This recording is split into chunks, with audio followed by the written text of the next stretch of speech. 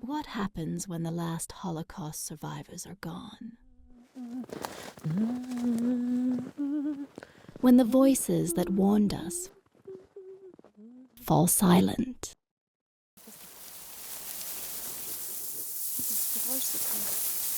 These encounters were windows into a truth beyond words.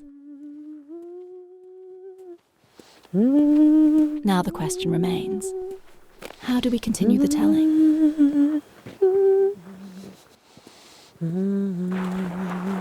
How do we keep this knowledge alive?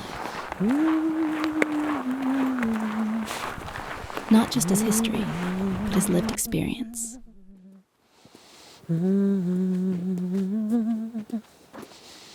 The Holocaust defies language. It ruptures meaning, breaks our ideas of civilization,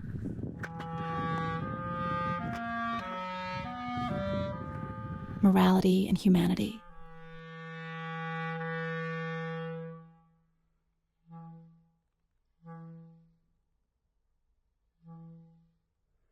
And yet we must speak. We need new ways to remember. All these stamps, and 1937.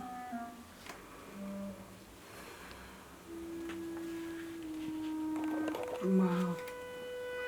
So that's the Juden passport, and we have a whole load of things, Through images. She had to devise a different plan to get the children out. Plan B. Yeah, the Plan B, the famous Plan B. Through stories, through what remains when voices vanish. History doesn't repeat, but it echoes. And it's up to us to listen.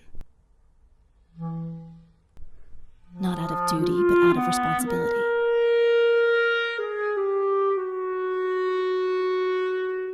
That's why I turned to the fairy tales of the Brothers Grimm.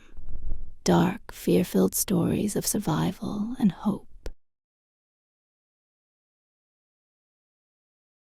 Little Red Riding Hood, Snow White, Sleeping Beauty, Hansel and Gretel, Cinderella.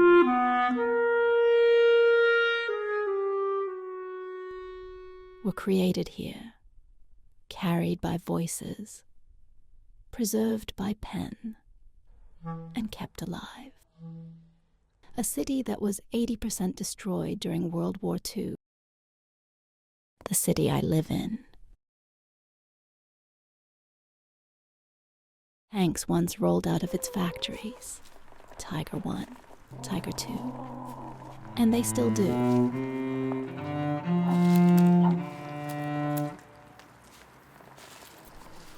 Castle remains a place where machinery and memory collide.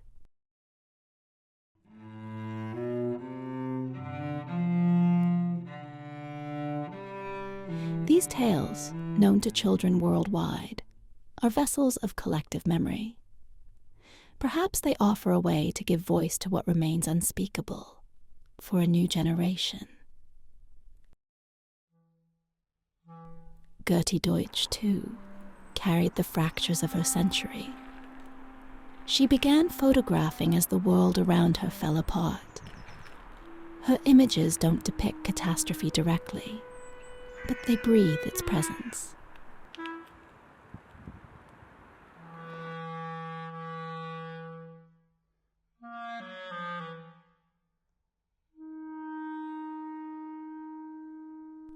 They hover between visibility and concealment, between the urge to bear witness and the instinct to protect. In today's flood of images, her work feels almost silent. And I make music. And perhaps that is its power.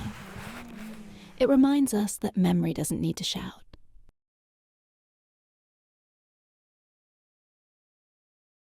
that storytelling can unfold like a kaleidoscope, in light, in shadow, in fragments that connect. I feel Gertie as a quiet companion, across time and form. Wir leben ewig ohne Groschengeld und als die Pikenes, die alle Sonnen, was wollen uns verschwarzen, unser Ponym. Wir leben ewig, wir sehnen do, wir leben ewig in jedem Show, wir wollen leben unter Leben, schlechte Zeiten überleben.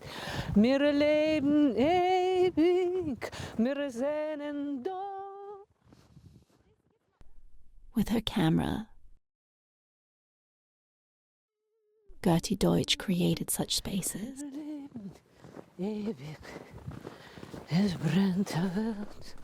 And yet there are voices, images and melodies that open a space where hope and dignity can endure.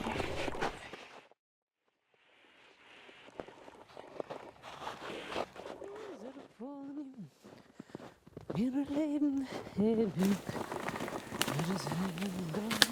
Her photographs speak of freedom,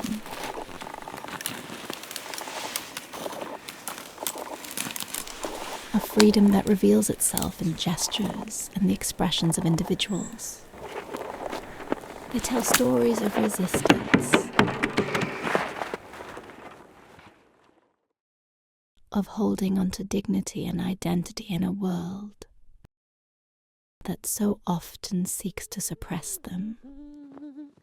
Wir leben ewig, es brennt der Welt.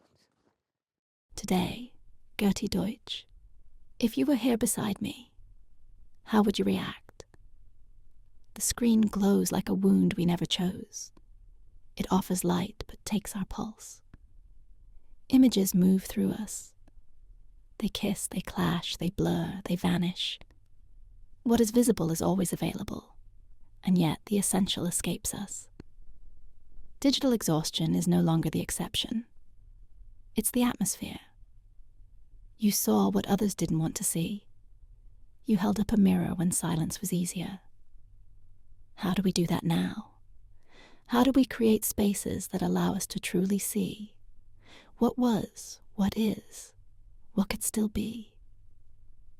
Your gaze was never loud, but it was clear. And maybe that's what we need most today. A gaze that not only sees, but remembers.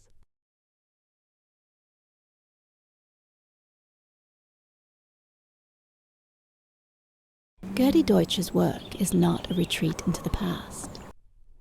It is an invitation to recognize and confront the ongoing struggle for freedom and identity in our present.